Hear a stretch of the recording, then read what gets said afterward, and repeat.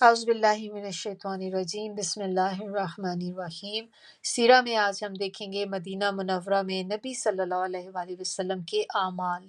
جب نبی صلی اللہ علیہ وآلہ وسلم مدینہ منورہ میں قیام پذیر ہو چکے تو دعوت اللہ کے ساتھ ساتھ وہاں کے دینی اور دینوی امور کو بھی منظم کرنا شروع کیا۔ تو سب سے پہلا کام جو کیا وہاں پر وہ اس سلسلے میں یہ تھا کہ انہوں نے مسجد نبوی کی تعمیر شروع کی اور اس کے لیے وہ زمین خریدی جس پہ آپ کی اونٹنی بیٹھی تھی۔ یہ 2 یتیم بچوں کی زمین تھی، تقریباً 100 ہاتھ لمبی 100 ہاتھ چوڑی۔ اس میں مشرکین کی چند قبریں تھیں، کچھ ویرانہ تھا، کھجور اور غرقد کے چند درخت بھی تھے۔ آپ نے قبریں اکھڑوا دی، ویرانہ ختم کرا دیا، درخت اور کھجوریں کٹوا دیں اور انہیں قبلے کی جانب لگوا دیا۔ بنیاد تقریباً 3 ہاتھ کھدوائی، دیواریں مٹی اور کچی اینٹوں سے اٹھوائیں، دروازے کے دونوں بازو پتھر کے لگائے گئے، چھت کھجور کی شاخوں کی اور شہتیر کھجور کے تنوں کے، فرش پہ ریت اور کنکریاں بچھائی گئیں۔ مسجد میں 3 دروازے رکھے گئے، قبلہ شمال میں بیت المقدس کی طرف تھا۔ تعمیر کے لیے رسول اللہ صلی اللہ علیہ وسلم مہاجرین اور انصار کے ساتھ خود پتھر اور اینٹیں ڈھوتے تھے۔ آپ رجز پڑھتے تھے اور مہاجرین اور انصار بھی پڑھتے تھے، اس سے ان کی تیزی اور بڑھ جاتی تھی۔ آپ صلی اللہ علیہ وسلم نے مسجد کے بازو میں پتھر اور مٹی کے 2 حجرے بھی بنوائے جن پہ کھجور کے تنوں اور شاخوں کی چھت ڈالی، ایک حضرت سودا بنت زمع کے لیے اور دوسرا حضرت عائشہ رضی اللہ کے لیے۔ یہ اس وقت آپ کے عقد میں یہی 2 بیویاں تھیں۔ حضرت عائشہ کو ان کی آمد کے تھوڑے ہی دن بعد شوال 1 ہجری میں رخصت کیا گیا۔ اذان۔ اب مسلمان 5 نمازیں باجماعت ادا کرنے کے لیے حاضر ہو رہے تھے اور اس کے لیے وہ وقت کا اندازہ لگاتے تھے، مگر دقت یہ تھی کہ کوئی بہت پہلے آ جاتا تھا تو کوئی دیر سے پہنچتا تھا۔ چنانچہ نبی صلی اللہ علیہ وسلم اور مسلمانوں نے مشورہ کیا کہ کوئی ایسی علامت اختیار کی جائے جس سے سب کو وقت کا پتہ چل جائے۔ تو پھر حضرت عمر رضی اللہ نے کہا کہ کیوں نہ کسی آدمی کو بھیج دیا جائے جو الصلاۃ الجامعہ، نماز جمع کرنے والی ہے، پکار دیا کرے۔ تو رسول اللہ صلی اللہ علیہ وسلم نے یہی رائے قبول کی اور اس پر عمل کیا۔ پھر حضرت عبداللہ بن زید بن عبدالربہ انصاری نے خواب کے اندر اذان سنی اور آ کر رسول اللہ صلی اللہ علیہ وسلم کو خبر دی۔ آپ نے فرمایا کہ یہ سچا خواب ہے اور حکم دیا کہ وہ حضرت بلال کو رضی اللہ کو یہ کلمات القا کرتے جائیں اور بلال پکارتے جائیں کیونکہ ان کی آواز زیادہ سریلی اور بلند ہے۔ چنانچہ حضرت بلال رضی اللہ نے اذان کہی۔ ان کی اذان سن کر حضرت عمر رضی اللہ اپنی چادر گھسیٹتے ہوئے آئے اور کہا، واللہ میں نے بھی اسی طرح کا خواب دیکھا ہے۔ اس سے اس خواب کی مزید تائید ہو گئی اور اسی دن سے یہ اذان اسلام کا ایک شعار بن گئی۔ مہاجرین اور انصار میں بھائی چارہ۔ یہ انصار کا کرم اور ان کی خوبی تھی کہ وہ مہاجرین کو اپنے گھر ٹھہرانے اور ان کی میزبانی کرنے میں ایک دوسرے سے آگے نکل جانا چاہتے تھے۔ وہ اللہ کے اس ارشاد کا حقیقی نمونہ تھے جو سورہ حشر میں اللہ تعالیٰ نے آیت 8 اور 9 میں بتایا کہ اور وہ لوگ جنہوں نے دار ہجرت میں پہلے سے ٹھکانہ بنایا اور ایمان لائے تو جو ان کے پاس ہجرت کر کے آتا ہے اس سے محبت کرتے ہیں اور جو کچھ انہیں دیا جائے اپنے سینوں میں اس کی ضرورت محسوس نہیں کرتے اور اپنے آپ پر اوروں کو ترجیح دیتے ہیں خواہ انہیں تنگ دستی کیوں نہ ہو۔ پھر نبی صلی اللہ علیہ وسلم نے اس محبت اور ایثار کو انصار اور مہاجرین میں بھائی چارہ کرا کے مزید پختہ کر دیا۔ چنانچہ آپ صلی اللہ علیہ وآلہ وسلم نے ہر انصاری اور اس کے مہاجر مہمان کو بھائی قرار دیا۔ یہ کل 90 لوگ تھے، آدھے مہاجرین اور آدھے انصار سے۔ آپ نے ان کے درمیان غم گساری پر اور اس بات پہ بھائی چارہ کرایا کہ قرابت داروں کی بجائے وہی موت کے بعد ایک دوسرے کے وارث ہوں گے۔ بعد میں وراثت تو منسوخ کر دی گئی لیکن بھائی چارگی باقی رہی۔ یہ بھائی چارگی حضرت انس بن مالک رضی اللہ کے مکان پر عمل میں آئی۔ مہاجرین سے انصار کی محبت ہی کا نتیجہ تھا کہ انہوں نے نبی صلی اللہ علیہ وسلم کو اپنے کھجوروں کے باغات پیش کیے کہ آپ ان کے اور مہاجرین کے درمیان انہیں تقسیم فرما دیں، تو آپ صلی اللہ علیہ وسلم نے انکار فرمایا، تو انہوں نے کہا کہ پھر آپ لوگ کام کر دیا کریں اور ہم پھلوں میں آپ لوگوں کو شریک کر لیں گے، تو آپ صلی اللہ علیہ وسلم نے اسے منظور فرمایا۔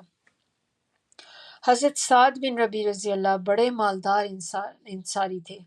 انہوں نے اپنے مہاجر بھائی جو عبد الرحمن بن عوف تھے ان سے کہا کہ میرا مال آدھا آدھا تقسیم کر لو، میری 2 بیویاں ہیں، دیکھ لو جو تمہیں زیادہ پسند ہو مجھے بتلا دو، میں اسے طلاق دے دیتا ہوں، عدت گزر جائے تو اس سے شادی کر لینا۔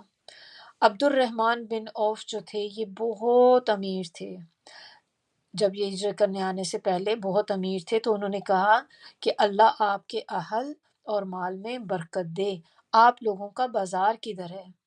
انہوں نے انہیں بنو قینقاع کا بازار بتایا۔ وہ واپس آئے تو ان کے پاس کچھ ایکسٹرا چیز، پنیر جو ہوتا ہے نا، پنیر اور گھی تھا۔ پھر تھوڑے ہی دن گزرے کہ انہوں نے مال بھی کما لیا اور ایک انصاری عورت سے شادی بھی کر لی، یعنی کہ خوددار بھی بہت تھے اور دوسروں کا فائدہ اٹھانے والے نہیں تھے۔ کچھ لوگ ہوتے ہیں نا کہ آپ کو بس تھوڑا سا بھی کوئی کہہ دے تو آپ کہتے ہیں چلو ٹھیک ہے، میں خود کہہ رہا ہے نا، اپنی مرضی سے دے رہا ہے تو میں بھی لے لوں۔ تو انہوں نے کہا کہ نہیں، خوددار تھے، خود محنت کی، انہوں نے کہا بس آپ مجھے بازار کا راستہ بتا دیں، اور جا کے تھوڑی سی چیزیں لا کے اسی سے کام شروع کیا اور پھر اس سے دیکھیں کتنا پیسہ انہوں نے پھر کما لیا۔ اور کہتے ہیں کہ انہوں نے جو مہر تھا جب اس عورت سے شادی کی، انصاری عورت سے، تو اس میں کھجور کی گٹھلی کے برابر سونا دیا، یعنی کہ 1.25 تولے کے قریب سونا اس کو دیا تھا۔ اور آپ صلی اللہ علیہ وسلم نے ان سے کہا کہ ولیمہ ضرور کرنا، تو اس سے ہمیں پتہ چلتا ہے کہ ولیمہ جو ہے یہ سنت ہے اور ضرور کرنا چاہیے یہ۔ اب اور نبی صلی اللہ علیہ وسلم نے جو تیسرا کام، اب تک آپ اس کو ٹریک کر رہے ہوں گے، سب سے پہلا کام کیا تھا؟ مسجد نبوی کی بنیاد۔ دوسرا کام جو تھا کہ انہوں نے مہاجرین انصار میں بھائی چارہ جو کروایا۔ تھرڈ چیز اب جو نبی صلی اللہ علیہ وسلم نے کروائی وہ تھی ایک اسلامی معاشرے اور اسلامی امت کی بنیاد رکھنا، یعنی کہ اسلامک کانسٹیٹیوشن بنانا۔ یہ بھائی چارہ مہاجرین کے ایک فرد اور ایک انصار کے ایک فرد کے درمیان تعلق قائم کرتا تھا، لیکن مسلمان مدینہ آنے کے بعد چونکہ ایک مستقل امت بن چکے تھے، اس لیے ان کی اجتماعی تنظیم کی بھی ضرورت تھی اور انہیں یہ بھی بتلانا تھا کہ ان کے حقوق اور واجبات کیا ہیں، اور ان نکات کی بھی نشاندہی کرنی تھی جو انہیں اوروں سے الگ اور ایک مستقل امت بناتے ہیں۔ پھر مدینے میں مسلمانوں کے علاوہ 2 جماعتیں اور تھیں جو عقیدے اور دین، مسالے اور ضروریات اور جذبات اور احساسات میں مسلمانوں سے بالکل مختلف تھیں، اور وہ تھے مشرکین اور یہود۔ چنانچہ نبی صلی اللہ علیہ وسلم نے ایک عہد و پیمان مسلمانوں کے مابین کرایا اور دوسرا عہد و پیمان مسلمانوں اور مشرکین کے درمیان کرایا، نیز مسلمانوں اور یہود کے درمیان کرایا، اور اس بارے میں ایک تحریر بھی لکھوائی جس کے خاص خاص نکات یہ ہیں۔ تو اب آپ نے دیکھ لیا کہ نبی صلی اللہ علیہ وسلم نے 3 طرح کے ان کے درمیان میں جو ایگریمنٹس جو تھے وہ کروائے۔ ایک کن کے درمیان؟ مسلمان کا مسلمان کے ساتھ، یہ ایک تھا، اور ایک مسلمانوں کا مشرکین کے ساتھ، اور ایک مسلمانوں کا یہود کے ساتھ۔ اب کیا پوائنٹس تھے جو نبی صلی اللہ علیہ وسلم نے اس میں لکھوائے؟ نمبر 1 کہ قریش اور یثرب کے مومنین اور مسلمین اور ان کے ماتحت ہو کر ان کے ساتھ ملنے والے اور جہاد کرنے والے بقیہ لوگوں سے الگ ایک امت ہے، یعنی کہ مسلمان سب سے الگ ہیں۔ نمبر 2 پوائنٹ اس میں ان کی دیت کی ادائی اور قیدی کی رہائی اہل ایمان کے درمیان حسب سابق ہوگی، اور یہ فدیہ اور دیت میں اہل ایمان کی مدد کریں گے۔ تھرڈ پوائنٹ یہ لوگ مفسد، ظالم اور باغی کے خلاف ایک ہاتھ ہو کر اٹھیں گے، چاہے وہ ان کی اپنی اولاد ہی کیوں نہ ہو۔ فورتھ پوائنٹ، کوئی مومن کسی مومن کو کافر کے بدلے قتل نہ کرے گا اور نہ کسی مومن کے خلاف کسی کافر کی مدد کرے گا۔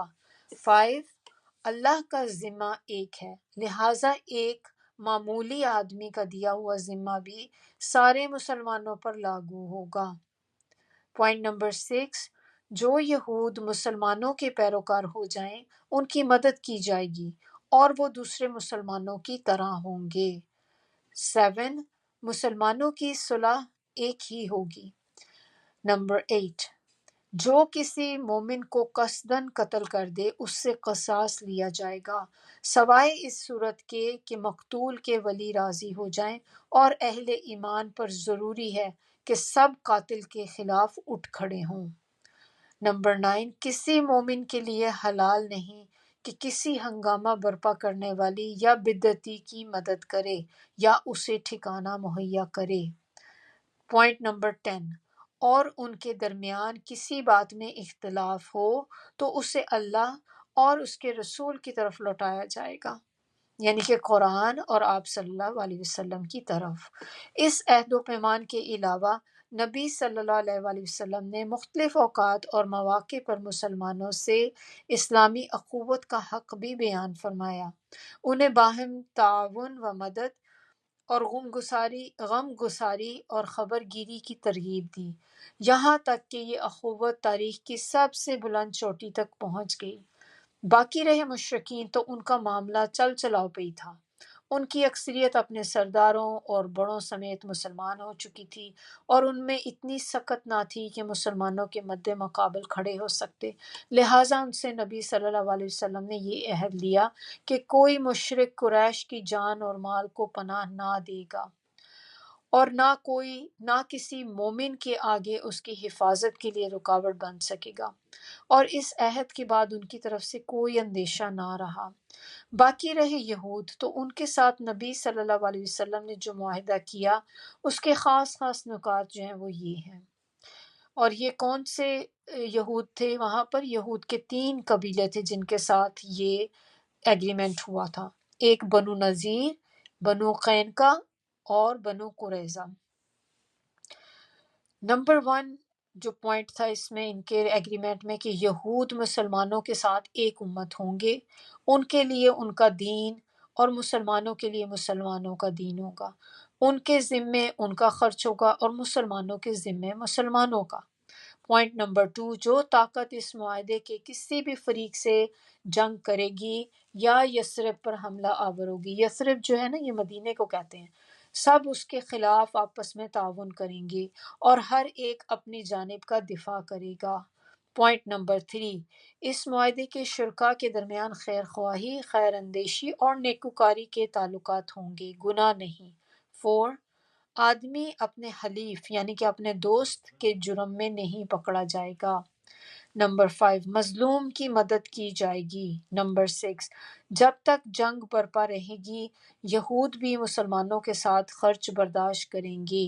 نمبر 7، اس معاہدے کے شرکاء پر یثرب میں ہنگامہ آرائی اور کشت و خون حرام ہوگا۔ نمبر 8، اور اگر ان میں کوئی ہنگامہ یا جھگڑا برپا ہو جائے تو اس کا فیصلہ اللہ اور اس کے رسول کریں گے۔